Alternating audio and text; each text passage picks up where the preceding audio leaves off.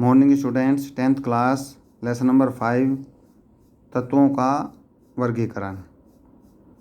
ये 10th class में बच्चों लेसन नंबर 5 आपका जो चला हुआ है, ये वीडियो पहले आपको भेजी थी लेसन नंबर 5 की, और हम पहुंच गए हैं कि मेंडलीव की आवर्त सारणी के बारे में आप पढ़ रहे हैं। और मेंडलीव की आवर्त सारणी के गुण दोष के बारे में आपको बता दिया गया था कि मेंडलीव की आवर्त सारणी के क्या गुण हैं, उनमें क्या दोष हैं। उसके बाद में आधुनिक आवर्त सारणी की खोज, मेंडलीव की आधुनिक आवर्त सारणी की खोज किन किन वैज्ञानिकों ने की, उनमें क्या परिवर्तन किए गए, इन सभी को आप पहली वीडियो में सुन चुके हैं और आपने पढ़ भी लिया है। आज हम बच्चों शुरू करने वाले हैं आधुनिक आवर्त सारणी की प्रवृत्ति। क्या शुरू करने वाले हैं? आधुनिक आवर्त सारणी की प्रवृत्ति। ठीक है, स्टार्ट करते हैं बच्चों। संयोजकता। आप जानते हैं कि किसी भी तत्व की संयोजकता उसके परमाणु के सबसे बाहरी कोष में उपस्थित संयोजकता इलेक्ट्रॉन की संख्या से निर्धारित होती है। कैसे निर्धारित होती है? कि बच्चों जो उसकी बाह्यतम कोष में बाहरी जो कक्ष है उसमें जितने इलेक्ट्रॉन होंगे उस तत्व की संयोजकता भी उतनी ही होगी। अगर बाह्यतम कोष में 2 इलेक्ट्रॉन है तो संयोजकता 2 होगी, अगर बच्चों 3 हैं तो संयोजकता 3 होगी। ऐसा आप पढ़ चुके हैं कि बाह्यतम कोष के में उपस्थित इलेक्ट्रॉन जो है उसकी संयोजकता को दर्शाने का कार्य करता है। नेक्स्ट है बच्चों परमाणु साइज। परमाणु साइज से परमाणु की त्रिज्या का पता चलता है। एक स्वतंत्र परमाणु के केंद्र से उसके सबसे बाहरी कोष की दूरी ही परमाणु के साइज को दर्शाती है। ठीक है बच्चों। हाइड्रोजन परमाणु की त्रिज्या 37 pm अर्थात पिकोमीटर, और 1 पिकोमीटर में 1 पिकोमीटर इक्वल टू 10⁻⁻12 होता है। 12 मीटर, 10⁻⁻12 मीटर होता है 1 पिकोमीटर जो है। आइए हम समूह और आवर्त में परमाणु साइज की विभिन्नता का दर्शन करें या अध्ययन करें।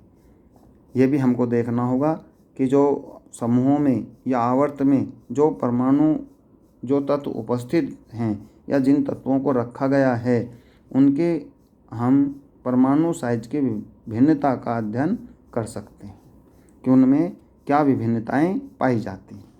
ठीक है बच्चों। आप देखेंगे कि आवर्त में बाईं से दाईं ओर जाने पर परमाणु त्रिज्या घटती है, बाईं से दाईं तरफ जाने पर। नाभिक में आवेश के बढ़ने से यह इलेक्ट्रॉन को नाभिक की ओर खींचता है, जिसमें परमाणु का साइज घटता जाता है।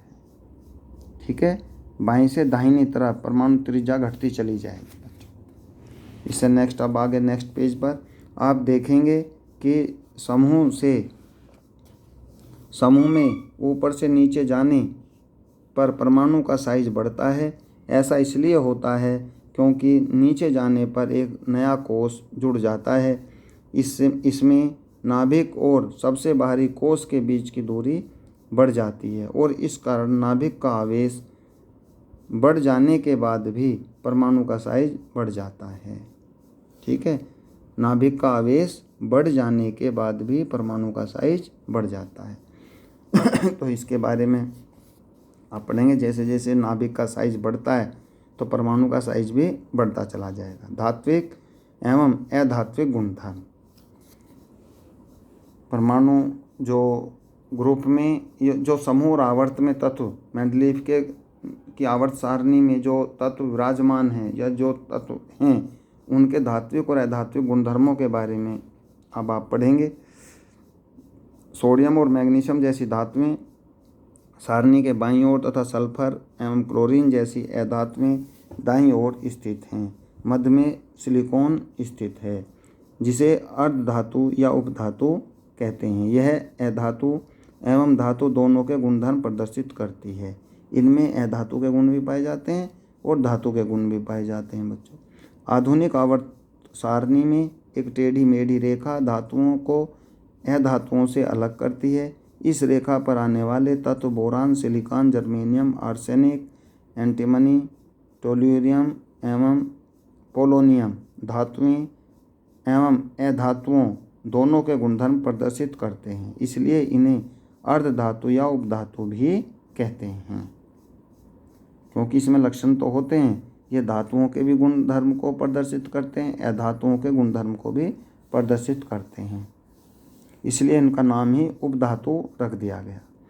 तीसरे अध्याय में आपने देखा कि आबंध बनाते समय धातु में इलेक्ट्रॉन त्यागने की प्रवृत्ति होती है, अर्थात यह विद्युत धनात्मक होते हैं क्योंकि वे इलेक्ट्रॉन देते हैं। आगे बढ़ते हैं बच्चों।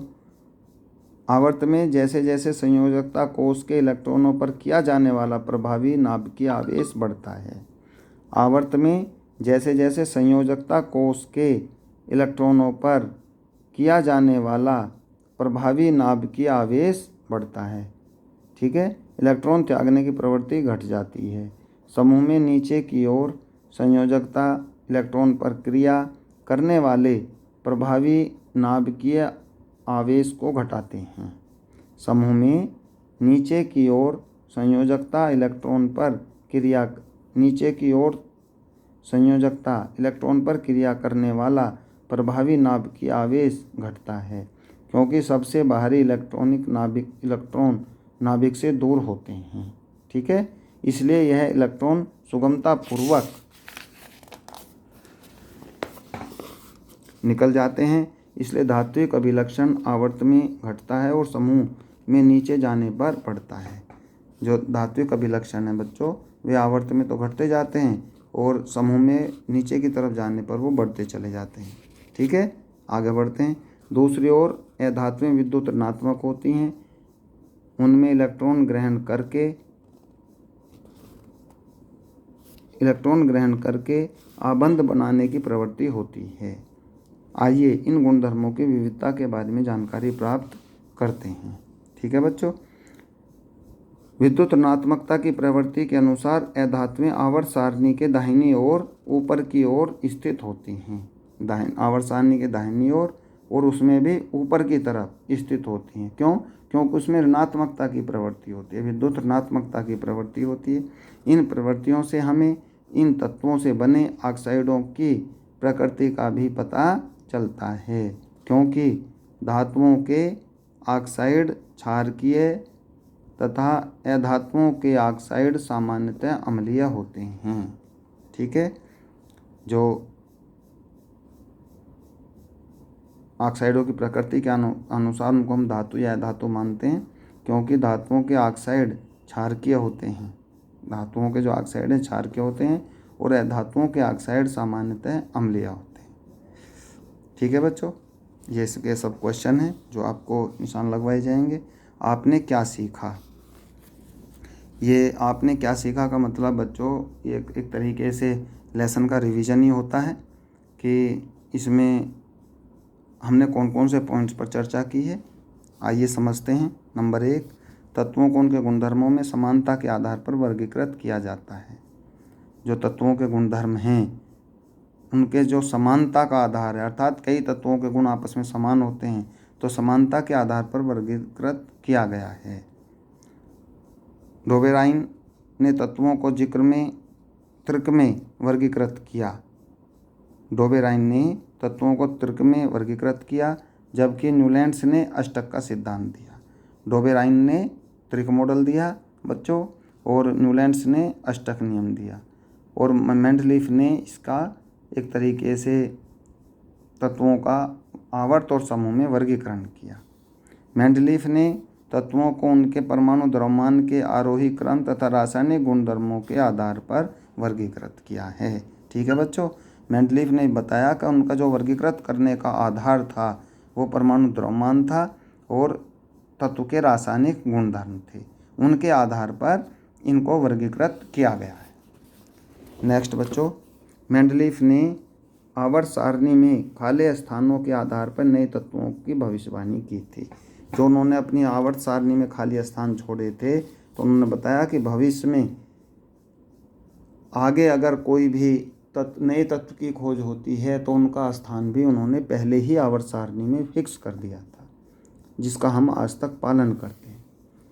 तत्वों को परमाणु द्रव्यमान के आरोही क्रम में व्यवस्थित करने से होने वाली विसंगतियां परमाणु संख्या के आरोही क्रम में व्यवस्थित करने से दूर हो गईं।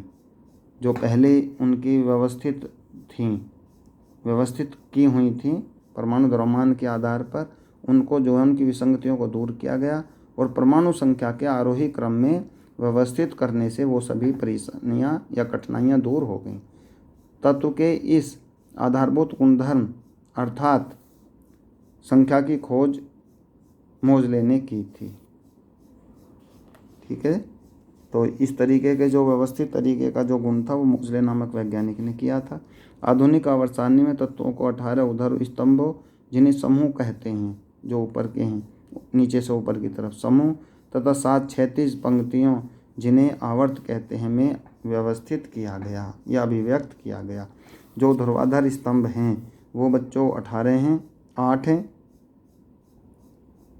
18 ऊर्ध्व स्तंभ हैं 18 हैं और 7 जो हैं बच्चों क्षैतिज हैं। क्षैतिज पंक्तियाँ जिन्हें आवर्त कहते हैं, ये तो आवर्त हैं, और जो खड़े होने वाले ऊर्ध्वाधर जो होते हैं वो समूह होते हैं।